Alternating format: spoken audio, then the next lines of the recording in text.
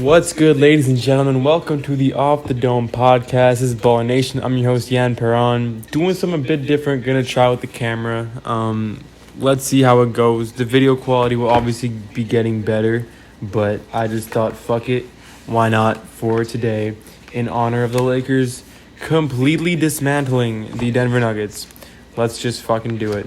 Why not? I honestly don't care. Yeah, if you're wondering why my phone is like sat right there, of course, if you're just listening to it, this doesn't apply at the fuck all to you. But if you're wondering why my phone is just sat there, it's because I'm recording through it, and it's, yeah, not a big deal. Anyway, today we're going to be talking about three main things. The Miami Heat are absolutely balling out. The Miami Heat are playing basketball better than I think a lot of us expected the Heat to be playing basketball at this time of year. A lot of us didn't even expect the Heat to be in the playoffs at this time of year, let alone be leading 2-0 in their series. Be talking about some of their players, some of the coaching as well. That's been going on for the Miami Heat. The Boston Celtics. Now, there's been a lot of drama that's been going around the Boston Celtics recently, especially after their Game 2 loss, particularly Marcus Smart. We'll talk about Marcus Smart, by the way. I think Boston will be able to win a few games. They're definitely not out. I'll just say that. They're not out yet. And finally, we'll get into the Lakers versus Nuggets Game 1. I'll review the Game 1. Really, there's not a lot to go into that game. It's fucking depressing. But I did notice a few things that I thought I might share with you guys. Let's start off. Let's jump right into it. The Miami Heat are fucking balling out right now. They are genuinely going sicko mode. Legit, that's what they're doing right now. Particularly, there are a few guys I'd like to shout out. Fucking hell. Jimmy G Buckets, Jimmy Butler, is beyond clutch at this point. He is beyond clutch. When we normally think of clutch players, we think of clutch scoring. You know what I mean? We think of a big shot at the end of a basketball game, of a walk-off buzzer beater, of a big three-pointer with 3 minutes left in the game to tie it all up. We think of big clutch shots like that. When we think of clutch players, we don't often think of the defensive side of clutch. When I look at, if you're out here like Damian Lillard, he's gonna go out there, he's gonna hit you big shots, but Jimmy Buckets does that, and then he turns around on defense and he's defensively clutch as well. He's not just offensively clutch, he's defensively clutch, and that's what separates and elevates guys like Jimmy Butler, Kawhi, and LeBron James as far as ultimate clutchness goes. The way I measure the way I rank clutch players in the NBA, I don't do like, so-and-so is the most clutch player and then so-and-so is second. I don't do it like that. I have tiers. Of clutch players. The top tier, that's Kevin Durant, that's LeBron, that's Kawhi Leonard. That's guys who are, they're fucking clutch, offensively and defensively as well. Less so for Kevin Durant, but he still made some big clutch defensive plays. Not only that, but can they perform in the finals? You know what I mean? So those three guys, I put them up there. Then Jimmy Butler, he's really pushing. He's almost there. Got Jimmy Butler, Jamal Murray will probably be in that upper echelon of clutch players. But it's gonna be at least another year for Jamal Murray and Nikola Jokic as well. But I was very impressed by Jimmy Butler. He's just absolutely clutch. Clutch steals, clutch shots, just clutch. That's what this guy does.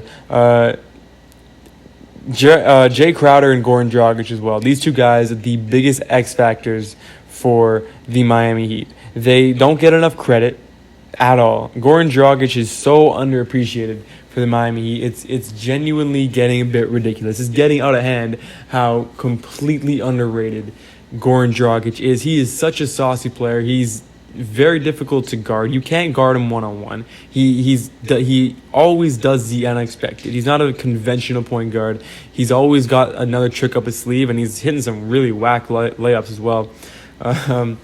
D-Rob, Duncan Robinson. This guy, when he gets hot, he's unfair. He's absolutely unfair. It's ridiculous. There should be a rule put in place to prevent Duncan Robinson from being this good at three-point shooting. It's stupid. It's genuinely stupid. Like legit, this guy, he'll just start popping off randomly, and you look around, and he's like, all right, he's got 5 3-pointers in the first quarter. He just snaps at random points throughout the game, and it's just not fair. I wouldn't be surprised if he hits 8 in a game. in the remaining whatever games Miami's got in the playoffs, whether that be just third round or if they make the NBA Finals. I reckon he'll hit 8 threes in a game, 8 threes, which that's very impressive. That's absolutely remarkable, especially for this late in the season. If you catch this guy on a bad day, if you catch him when he's hot, I mean it's GG. It's over. It's over. That's like 30 points right there, easy. Bam Adebayo is the final guy I'd like to talk about in the Miami Heat. Bam Adebayo was a difference maker, I thought, for the Miami Heat in their big comeback. He led their comeback, and every single time I look over the TV screen, Bam Adebayo is throwing down another alley-oop, making another big block, or dunking another ball down. He led the Miami Heat back into that game, and he does it in such a fashion that, honestly, Bam Adebayo is one of those guys, like Montrezl Harrell, I find, their value drops when there's no fans watching. Here's what I mean by that. When you see Adebayo and Montrez throw down a crazy dunk, the fans go crazy, everyone gets hyped, the team gets hyped. Bam Adebayo, what he was doing there, he would have had that stadium in Miami. I forget the name of the stadium, which I feel like an idiot right now, but he would have had Miami on their feet for the entire third quarter. He would have, and that would have been crazy energy. Miami, they would have had a 10-point lead at the end of the third quarter if they were in Miami, which they wouldn't have been because they were still the road team. But I'm just saying, he's one of those guys when you play with the crowd and you add the dunk, he adds to the atmosphere of the crowd, which is ridiculous. And he is I'm seeing Bam Adebayo turn into a top 15, top 20 player before our eyes. He is. I always say this term, genuinely ridiculous. That's what Bam Adebayo is. Now let's look at the other side. Let's look at the flip side of the Celtics versus Miami Heat series. Because I'm going to be honest, the Boston Celtics, they've crumbled. They crumbled in game 2. They had a good chance of winning game 1. Great play by, again, Bam Adebayo on Jason Tatum. But the Boston Celtics are far from done. If we can't be that naive to believe that the Celtics are done. We saw the Raptors almost win the series last round. We know that, when you got two really evenly matched teams, like you've got the Heat and the Celtics, and fine, I'll throw in the Raptors as well, they're far from done. Boston's far from done. They're going to win, I think, I think they'll win 2 more games at the minimum in this series. Do I think they're going to win? No, I didn't have them winning going into it. I thought Miami was going to win in 7 games, but I was a bit unsure. Now I'm a bit more sure it's going to be 6 or 7 games for the Miami Heat.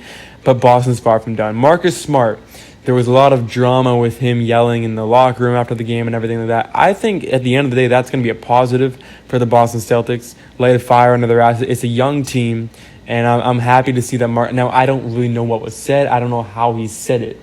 All right, but if he went about it the proper way, I mean, it's fine. You can get mad at your teammates. You got to put a spark in the organization.